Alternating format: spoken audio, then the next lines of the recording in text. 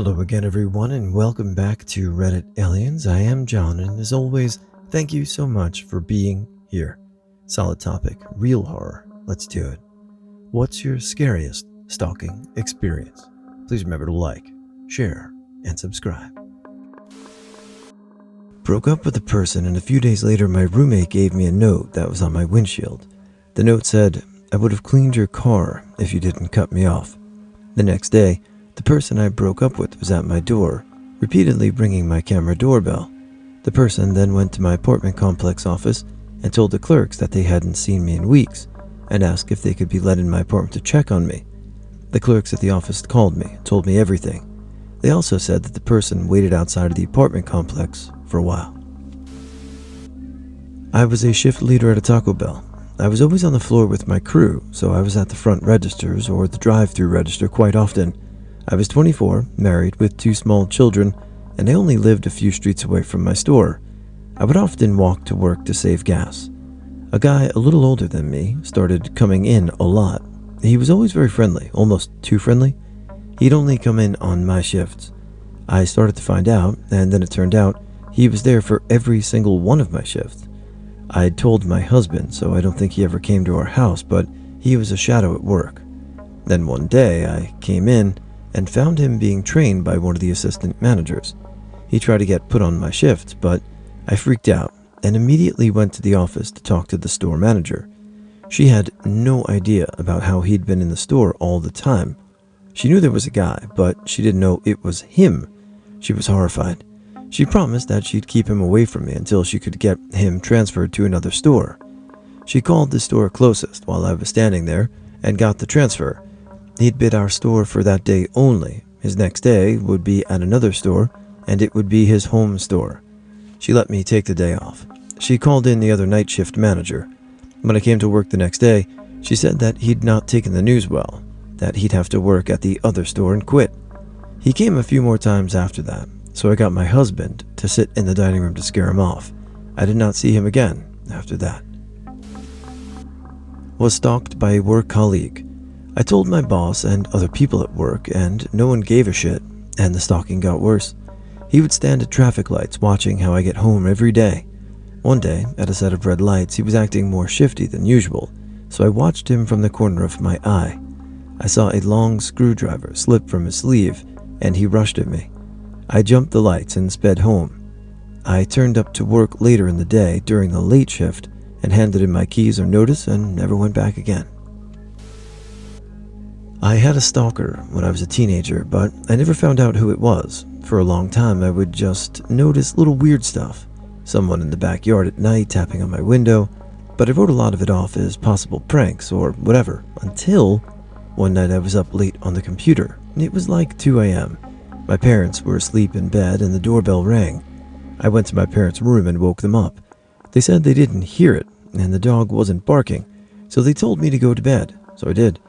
But next morning, my dad found a pile of cigarette butts outside the window where I had been on the computer.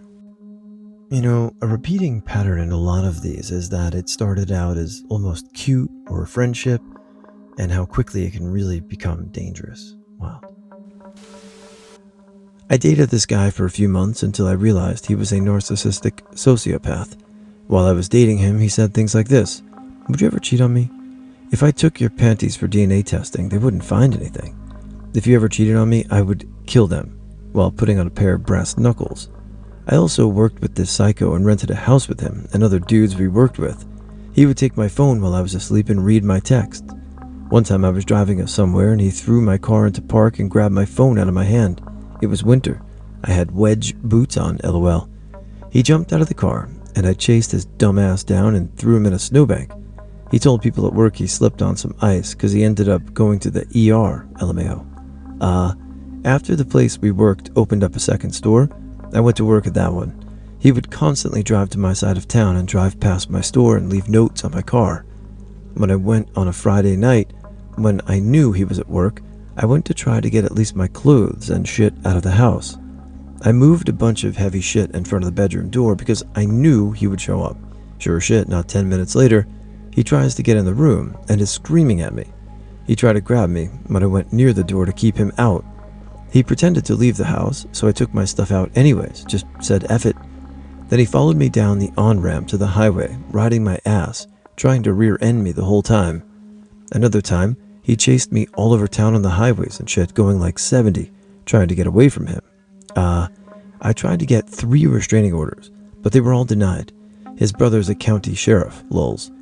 He had all sorts of people spying on me. I'm sure there's lots more. I finally got out and ended up moving out of state. I came back a couple of years ago and found out he died 6 months before I moved back.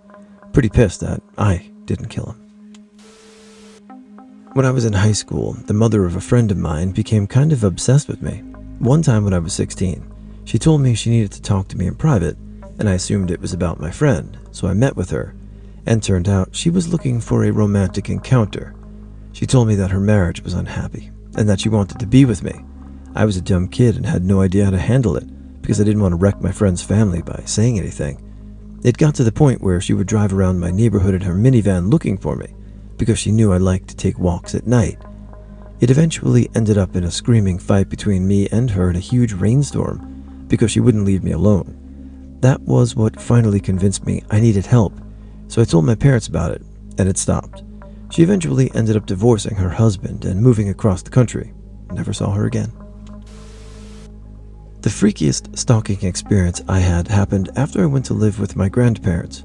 My dad lived across the street from my stalker, and apparently at night, she'd come around and peek in through the windows. One day she went to his house at midnight to drop off toys she bought for my brother's bird on his birthday. He caught it on Ring camera. Freaky as F. I couldn't even visit my hometown without being harassed. I couldn't go to my friend's house without being found. Of course, there's one bar she'd knew when I was there. She'd know when I was at my family's. The crazy part is, she had a condition which she cannot drive. Ever. So this means this woman drove around this town with someone all hours of the night to just find me. And she was very successful. I used to work in a bar as a karaoke DJ, and I had this gal who was borderline obsessed with me, aka she regularly offered to give me support from behind the booth. One Saturday night at work, like 3 a.m., I came home to her sitting on my couch, naked as the day she was born, and holding a knife. Mind you, I never told her where I lived.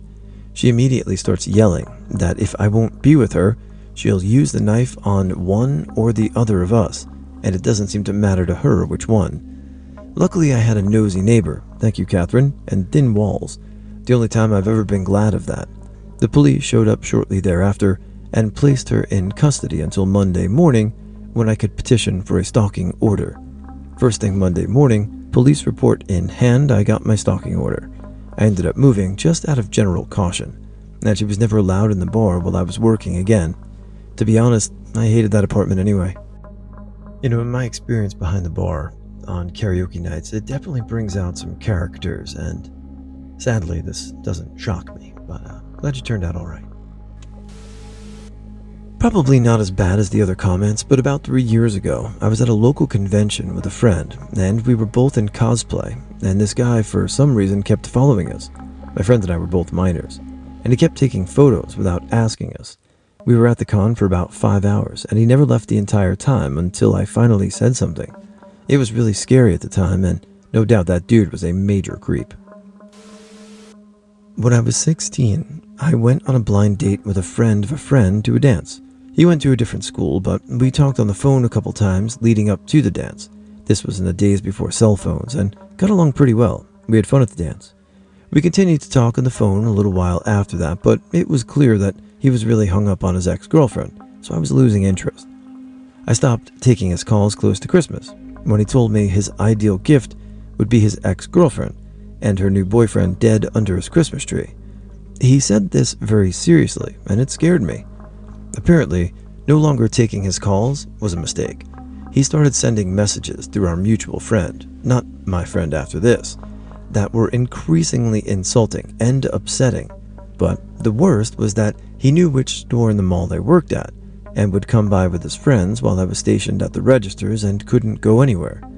They would stand just outside the doors to the store and yell all kinds of things at me. I don't know how my coworkers and managers never thought there was an issue with this, but they did nothing. This went on for weeks. The final message he sent through our mutual friend was that he was going to assault me. He didn't use the word assault.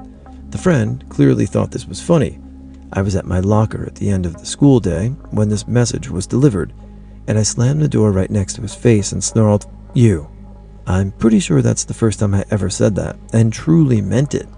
He looked surprised and backed away. I don't exactly know what he said to the stalker, but somehow the harassment stopped after that. All the same, I was seriously on edge for a while going to and from work, or anytime I was alone away from home, in case he decided to follow up on his last message. I felt hunted. Fortunately, nothing ever came of it, but I still feel stupid for not telling my parents or school what was going on.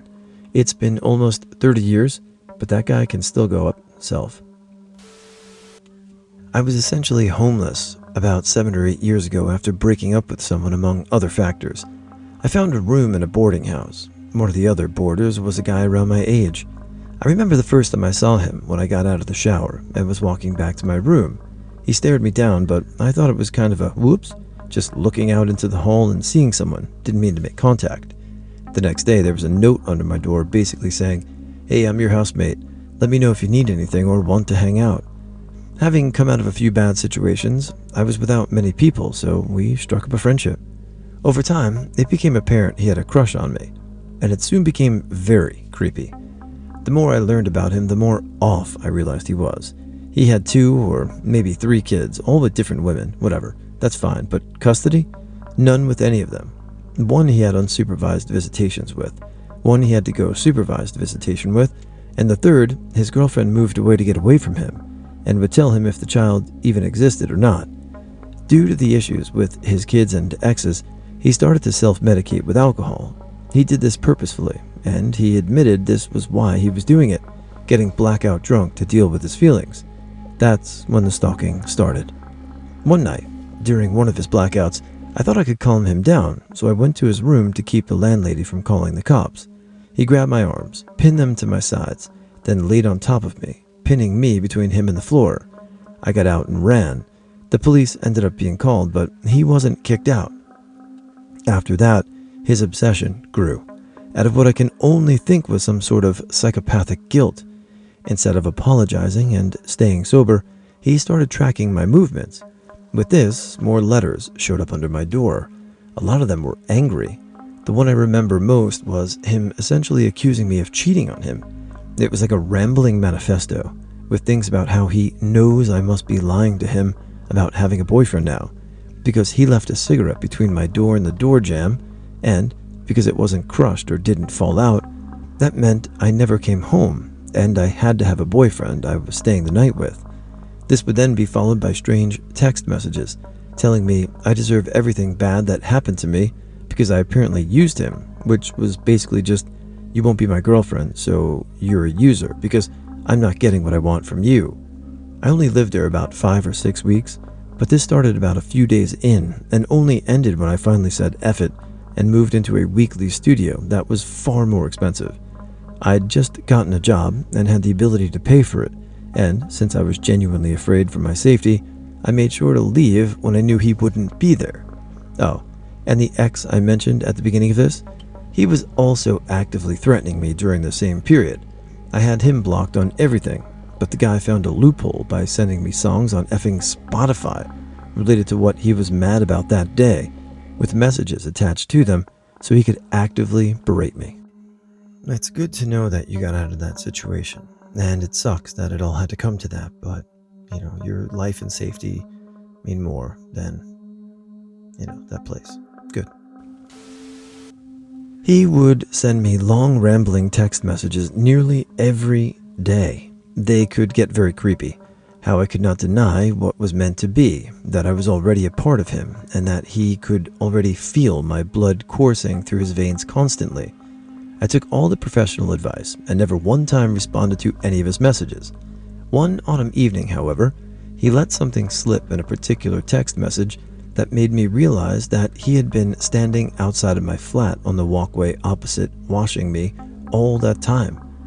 I went back and reread some of his messages, and with the benefit of hindsight, I could tell that this had been going on for some time, and still not one single effing thing I could do about it. After all, he hadn't violated any laws, only my sanity, his own dignity, and all manner of human decency. It's funny, prior to this I thought stalking was, I don't know, kinda cute. I was once accused of stalking by a college classmate. I was horrified. A professor I had great respect for was making a great impression on, pulled me to the side on the matter, told me I was just being accused of impropriety, and I attempted to refute or explain and was given the, just save it. In his shoes, I would have felt the same. Doesn't matter what the accused stalker says, and wouldn't believe them anyway.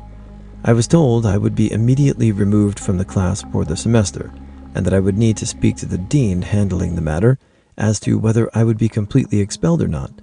I was an honor roll student on the dean's list and on financial aid. I couldn't believe this, and I couldn't withstand this without losing my financial aid. Maybe it's what a stalker deserves. When I went to the dean, he began explaining how my expulsion will go. He didn't want to hear anything. I had to speak over him, interrupting with a rude desperation in order to make a plea. I showed him how this girl I was stalking gave me her telephone number. I presented her text where she suggested interacting outside of campus. I had him look over the messages of her offering her home address, along with suggesting I pick her up. I luckily had all the communication of her agreeing to go see a live show together, and where we might eat, or how we will smoke on the way. The transcript further illustrated how she was going to do all this until I arrived at her address. When I got there, she had a sprained ankle and couldn't go out. I was like, no worries, I'm not miffed or anything, I'll go by myself. It was a requirement for another class. It was my birthday, so I made the best of my outing alone. All texts still indicated no problem at all. No issue until the next class, where she told the professor I was stalking her. I wasn't expelled, but I couldn't return to that class. The entire class still had this impression I was creepy or dangerous. I still had to pay for the class and take a W on the transcript. It nearly ruined my life and definitely damaged it.